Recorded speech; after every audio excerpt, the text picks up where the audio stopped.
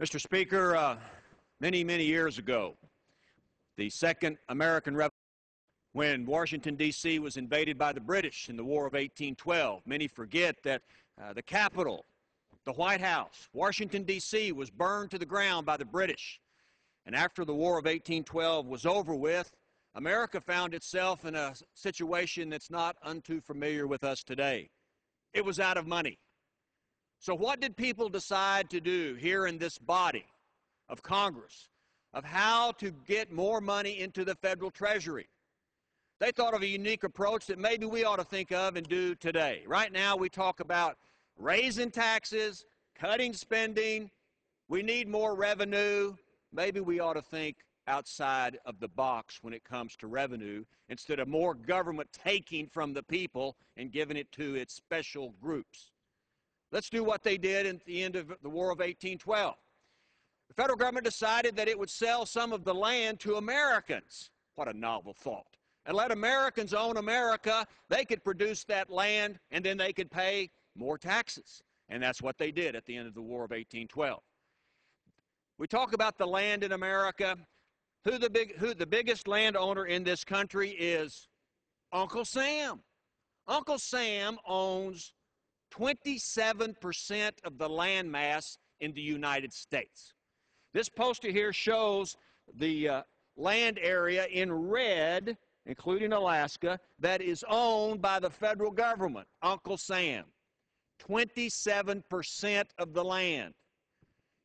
Half of the land west of the Mississippi, or in the west, belongs to the federal government. Those folks in the west, half of it belongs to Uncle Sam. He's their neighbor in almost every state. It's different in the east because much of that land was sold at the end of the War of 1812. Now, 27%, what does that mean? That's really hard to understand how much that is. If you were to superimpose the 27% of the land mass in the United States into Europe, you would find that Uncle Sam would own almost all of Europe. Western Europe is about 27% of the land mass of the United States. And of course that includes the United Kingdom, Netherlands, Belgium, France, Switzerland, Germany, Austria, Italy, Poland, and even Spain. Now we're talking about a lot of land. Does Uncle Sam really need all of that land? Much of it's unproductive. Not paying any taxes, not paying any revenue to local and state governments. So maybe we should do something that our forefathers, our ancestors did. Sell some of that land to Americans and allow that revenue to come into the federal treasury so we can pay off all our debts that we have accumulated over the years. 27% of the land mass is 623 million acres in this country. Ronald Reagan tried to do that when he was president, but it did not go very far at all. You know, even President Obama mentioned about a month ago that there's 300 acres in Los Angeles County that's owned by the federal government. We could sell that for $2 billion. So maybe we need to think outside of the box. I've introduced the American Land Act. We talk about the American Jobs Act. The American Land Act would require that the federal government sell a portion of that land over a period of years.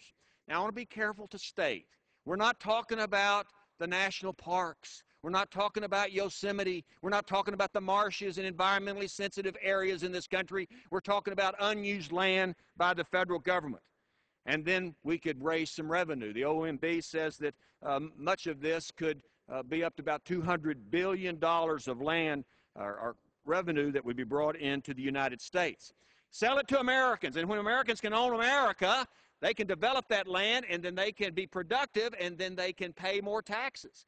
Land property tax primarily goes to local and state governments, which pays for our school systems. So that undeveloped land, that unused land, some of that should be sold to Americans and let Americans buy America. Real property in the hands of real Americans. What a novel thought that is. You know, Uncle Sam, the federal government, is all about power and control over everything. Loosen up a little and let America buy part of America. Uncle Sam shouldn't prevent Americans from having a real in our country, the United States of America. It doesn't belong to Uncle Sam, at least it shouldn't. It should belong to Americans. And the United States owns most of the grandest state in this country, and it's time to let more Americans own it, because America should belong to Americans. And that's just the way it is.